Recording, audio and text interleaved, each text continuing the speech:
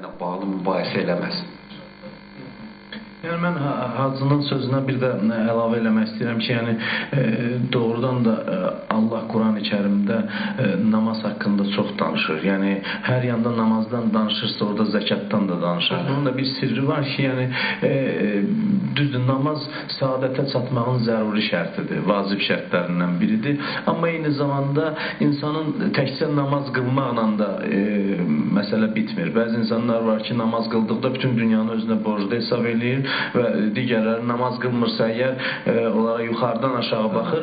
Namaz zəkatla yanaşı çəkilib, yəni insan həm Allahla arasını düzəltməli, həm də digər insanlara fayda verməlidir. Yəni bəzi insanlar əslində keçən dəfə də dedik, namaz arxasında gizlənməklə həqiqətdə öz çirkin mahiyyətlərini pərdələmək istəyirlər və bununla sanki özlərinə təsəlli vermiş olurlar. Düzdür, namaz vacibdir, namaz dinimizin sütunudur, amma eyni zamanda namazla da təkcə iş bitmir. İnsanın namaz qılması eyni zamanda da başqa insanların məsuliyyətini də üzərində hiss eləməsi anlamındadır. Və bu yandan da siz dediyiniz kimi namaz barədə mübahisələr, kimin namazı düzdür, kimin namazı səhvdir. Mən hesab edirəm ki, ümumiyyətlə bu cür tartışmalar, müzakirələr, mübahisələr olduqca mənasızdır. Yəni enerjinin səhv yerə sərf olunmasıdır.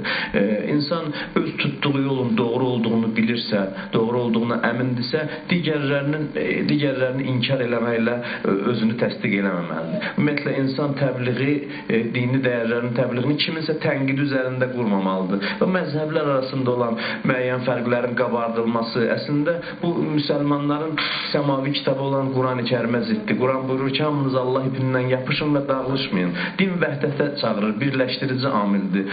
Din ixtilaf yaratmaq üçün deyil. Və dindən kimlərsə ixtilaf üçün istifadə edirsə, hansısa bir ayrı seçkilik salmaq üçün bəhrələnirsə, əslində dinin başlıca prinsipinə qarşı gedir, çünki din vəhdət üzərində qurulur. İnsan öz doğru bildiyini həyata keçirməlidir və digərlərini qınamaq üzərində din təbliğ eləməməlidir. Kimdəsə sual doğarsa, sualı cavablandırmaq olar. Amma sən səhvsən, mən doğruyam, hamı bir-birinə bu gözlə baxarsa əgər və kimsə qınamaqla öz haqlılığını sübut eləyərsə, bu dinin prinsiplərinə ziddir, Quranın prinsiplərinə ziddir və dinimiz dözümlülüyü təbliğ eləyir.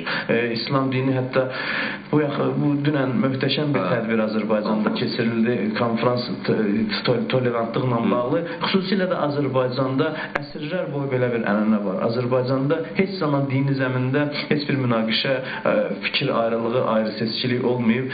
Nəinki məzhəblər, ayrı-ayrı dinlərin tərəfdarları Azərbaycanda çox yanaşı sülh şəraitində yaşayıblar. Bugün bəzən kimlərsə kənardan bu ixtilafları yaratmaq istəyir, xalqı parçalamaq üçün, amma mən elə bilirəm ki, bu uğursuz yoldur. Yəni, dinimiz doğrudan da Quran və hədislər ətrafında birləşər isə əgər, o zaman kiminsə fərqli addım atması əslində təbiidir və biz buna daha dözümlü yanaşmış olaraq.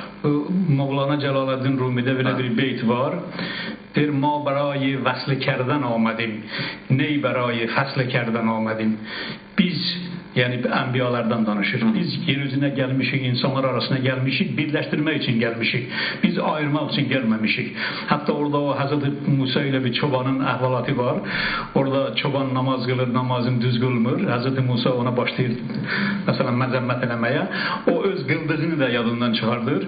Sonra gedir, başlayır dərədə, dağla ağlamağa ki, başını vurur, ora bura ki, o bildiyimi də unuttum da, bu nə işlik oldu. Allah Teala Hazreti Musa'ya deyir ki, get onu tap və ona o əvvəlki namazını necə lazımdır, öyle də qılsın, mən onu qəbul edərəm. Qüsulla bağlı bir sual var burada. Deməli, Şəhla yazır, hamilə qadının verə biləcəyi xüsusi qüsul forması varmı? Qüsulla bağlı bir burada suallar var idi.